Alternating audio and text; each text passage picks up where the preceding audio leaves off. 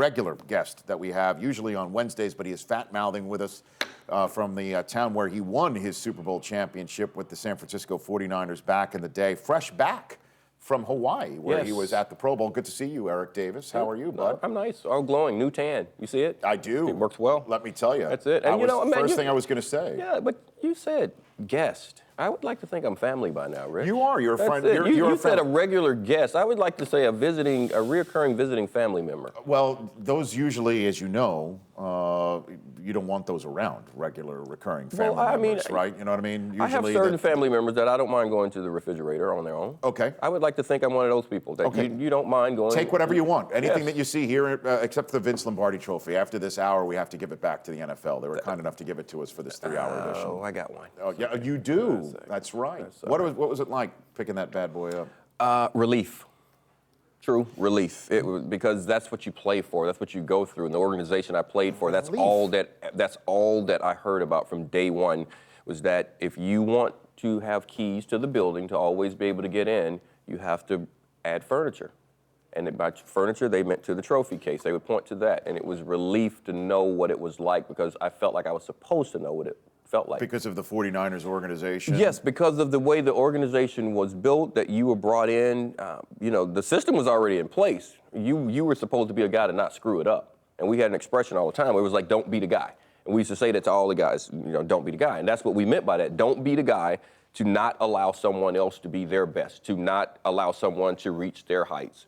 So you had to make certain that you rose to the occasion. Well, I was talking about it with Dan Patrick in hour number one about how Peyton Manning just appears to be taking things differently, that he appears to be a guy playing with house money and knows it, and he has a different approach to things right now. And you look like you don't agree with that. No, I'm not saying he's playing with house money. I refuse. I mean, he wants to win. I understand that. And I don't think he's playing with house money. I don't think he feels that way. I think what actually happened is that the benching of Peyton Manning gave him an opportunity to reassess his game.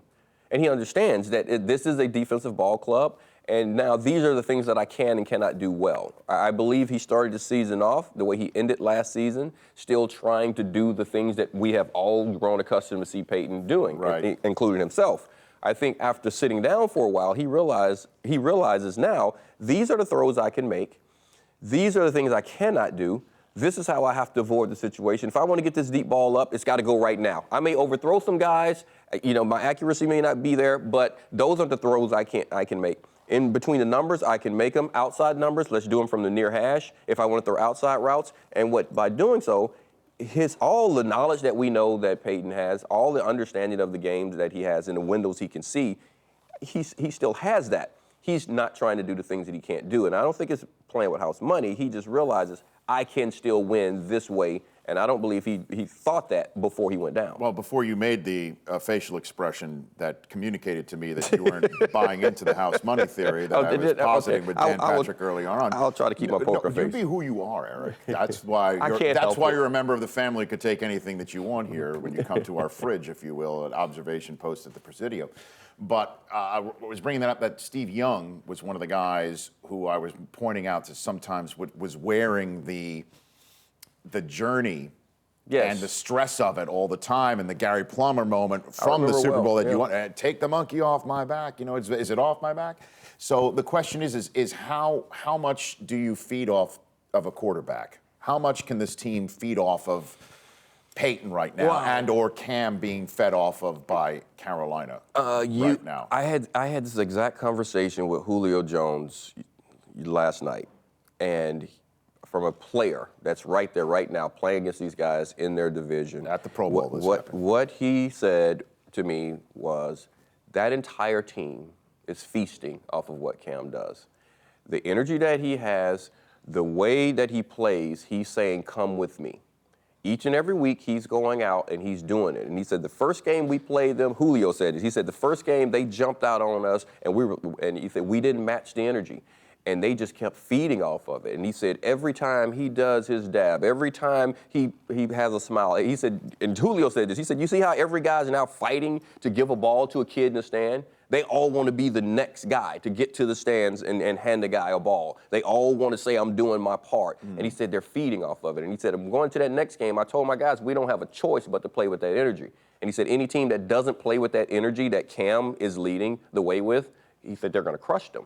And that's from the guys that are on the field. Forget us analyzing the tape. These are the guys that are right there, seeing the sweat, smelling the blood, hearing the grunts. He's saying, one of the best in the league, he's saying that if you don't match that, you're in trouble. And he said, that's the type of energy that I try to bring to my team. I want guys to come with me. And he said, Cam has everyone coming with him. Eric Davis, fresh back from the Pro Bowl here on the Rich Eisen Show set in San Francisco. So is that tape of the rematch where Atlanta is the only team to beat Carolina this regular season, is that something that Denver's viewing, or you just throw that out and there's nothing to glean from that? No, of course. Of course. You look at what happened in that game and how did you put them in certain situations. You look at games that they won. You still you've always can find ways. If you're not looking at every piece of tape, shame on you. So then let me ask a better question. What are they seeing from that tape? What was put on tape in that game that might be something that Wade Phillips can hang his hat on? There's a containment of Cam that you have to have. There's the covering the receivers and messing up their timing. You have to do that. But the main issue is Cam. It doesn't matter if he's in the pocket. It doesn't matter if he's running. You have to make certain that you make him have to do things perfectly every single play. And now you have to take advantage of the flip side of that. Take advantage of everything that they give you every single time. It's a very good football team. You know how many times you've heard me say it, how long I've been saying I think they're the best team in the league. When you're playing against a team like that, you have to capitalize on every opportunity that they give you. Atlanta did in that game. There have been other games where teams have had opportunities to capitalize on some things that they've done, and they didn't.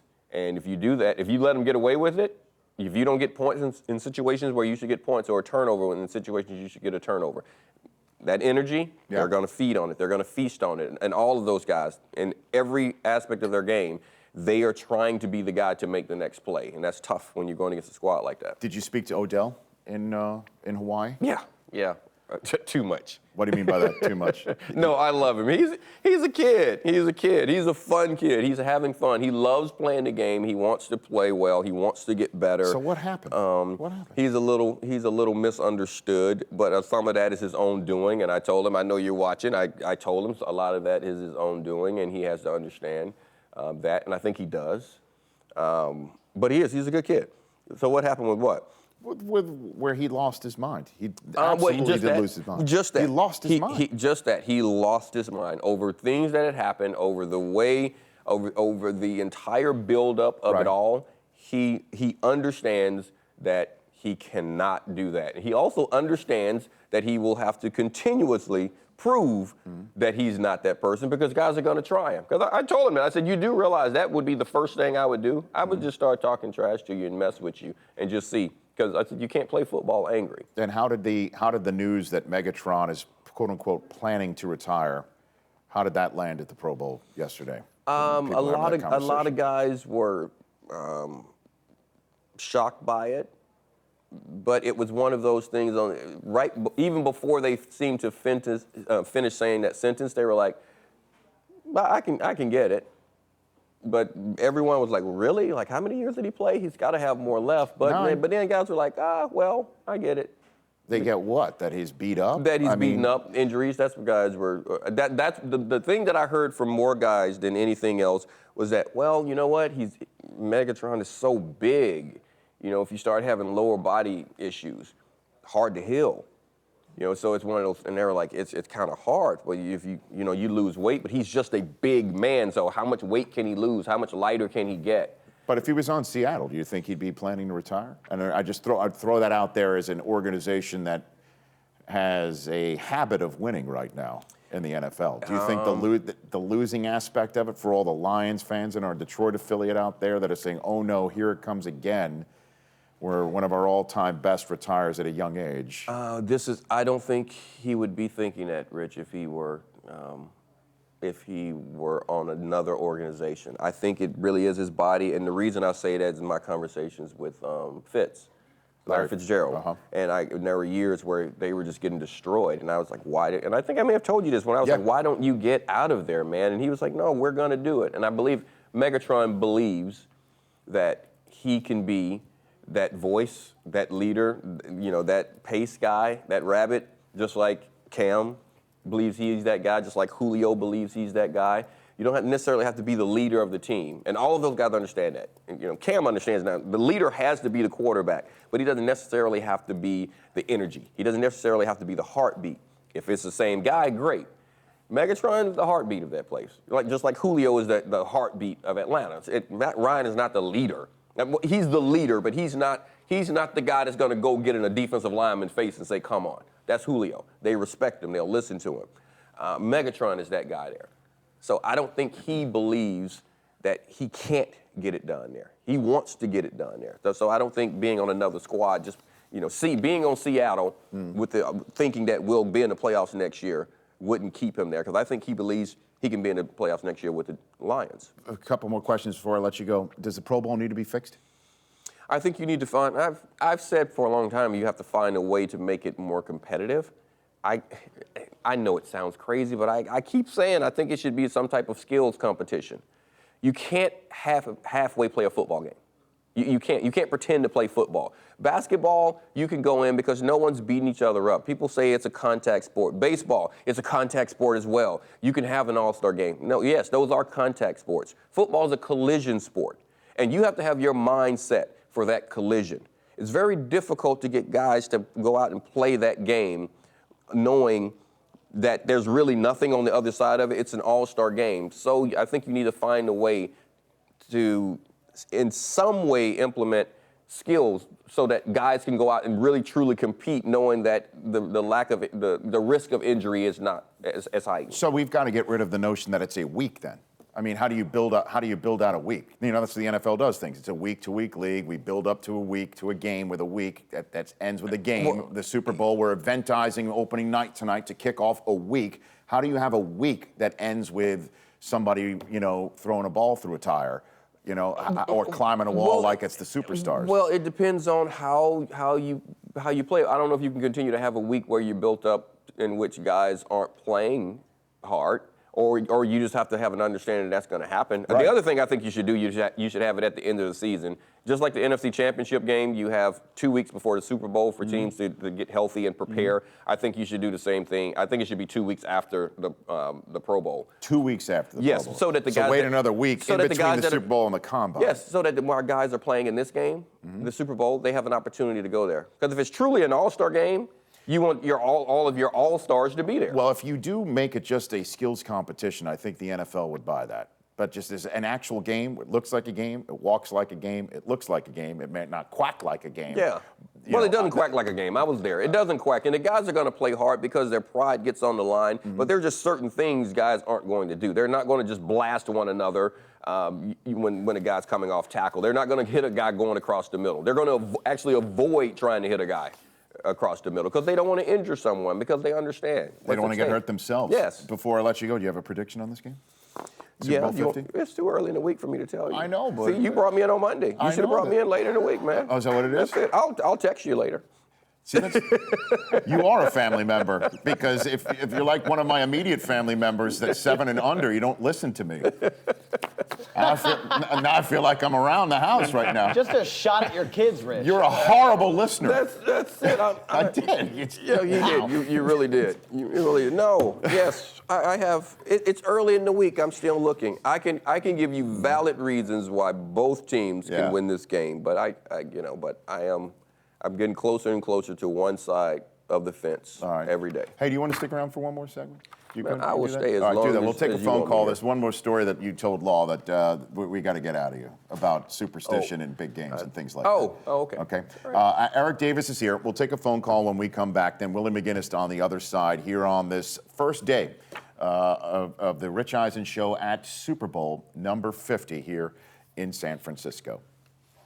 Hey people, Audience Network is giving fans an inside look at its popular sports talk shows like ours. By the way, that's what the copy says. Copy says that. That's I'm not it? gonna. I can't call myself a popular talk show, even though we may be the most popular out there. Jerry calls himself the GOAT, so. Does he really? Yes, he does. He has like 2 more times. No, he does not. Yeah, he has 2 more times to say it around me, and I'm going to light him up. But it's okay for me to say it. Okay. I can call him the GOAT. He can't go around calling himself. In the third person, he refers to himself as the Yes. GOAT? Like the GOAT doesn't like it? Has on his shoes. Oh, my gosh. Well, at any rate, shows like this one, the Dan Patrick Show, and sneak previews of the original sports programs like Undeniable with Joe Buck. How is Audience Network going to do that this week? How? New York Jets wide receiver Brandon Marshall is going to take over the Audience Sports social channels, including interviewing NFL players, celebrities, providing fans an inside look at some of the Super Bowl week's hottest events. So make sure to catch Brandon in action this week by following Audience Sports on Facebook, Twitter, and Instagram at Audience Sports. Back with Eric Davis in a moment. Eric Davis finishing up his 2-segment appearance here on the Rich Eisen Show before we turn things over to Willie McGinnis. Is there a certain level of superstition involved in Super Bowl week at all, do you think? Yes, I think there's a certain level of superstition involved in sports in general. Yeah. If you have superstitious guys. Right. I think I got to the point to where I was superstitious about not being superstitious. Which is superstitious. Which has become superstitious, where Yeah. I wouldn't do certain things, like I'm not going to do that again. Who is the most superstitious guy I've ever been around? George Seifert, without question. George. I mean, everything that he did. I mean, the way he would blow a lifesaver 3 times before he put it in his mouth. He'd blow through it 3 times. He would come into the locker room. He'd walk around, say hello to everyone game day, and then he would go. He disappeared. Then he'd come back with his slacks on, no shirt, and he'd walk around and just kind of look at guys. Then he'd come back around again. He would always do that.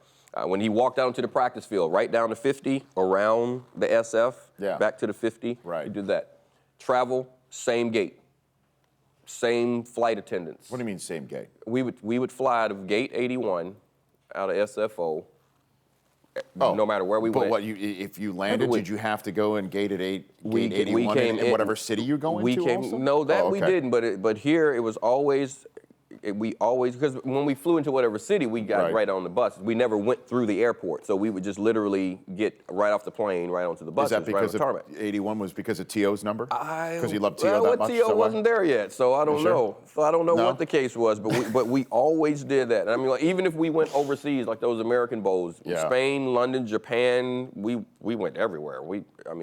Germany, same flight attendants. Gate 81. Everyone. I mean, that's why I know all the dirty tricks that flight attendants play on you when you're mean to them. They would, because we got to know all of them over the years. Yeah. So you really should be nice to your flight attendants. It's so easy for them to get you. Not because your coach is insanely superstitious and you get. You should always be nice to people, but especially the people that handle your food and drinks. Isn't that the Seinfeld line? It pays to be nice to the nice. Yes. Is that what, or is that I think that's a Mel Brooks line or something like that. So you're not going to give me your prediction. You're not going to give me your prediction at all? I didn't say I wouldn't give it to you, just not today. Not today? Not today. It's Monday. It's Monday. I mean, I can't, if I put all my cards out on the table on Monday, right. I don't have time.